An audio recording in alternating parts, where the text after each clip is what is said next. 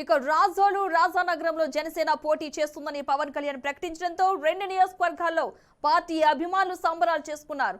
ముందు నుంచి రాజానగరం టికెట్ ఆశిస్తున్న జనసేన నియోజకవర్గ ఇన్ఛార్జ్ బత్తుల బలరామకృష్ణకు టికెట్ ఖరారైనట్లే.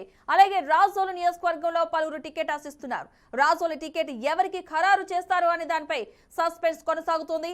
రెండు స్థానాలు ప్రకటించిన పవన్ కళ్యాణ్ కు ఆయా నియోజకవర్గాల్లో పార్టీ శ్రేణులు కృతజ్ఞతలు తెలిపారు. వైసీపీ విముక్త ఆంధ్రప్రదేశ్ గా పవన్ కళ్యాణ్ గారు ఈ నిర్ణయం తీసుకోవడం జరిగింది. RRR అంటే ఈ రోజు రిపబ్లిక్ డే, రాజానగరానికి జనసేన పార్టీ టికెట్ కేటాయించడం, అదే విధంగా రాజోలికి జనసేన పార్టీ టికెట్ కేటాయించడం అనేది RRR గా వర్ణిస్తూ ఆ రోజు ఈయన పవన్ కళ్యాణ్ గారు త్రివర్ణ పతాకాన్ని ఎగరేసినటువంటి రోజు చాలా అద్భుతమైన రోజుగా మేమందరం భావిస్తున్నాము. వైసీపీ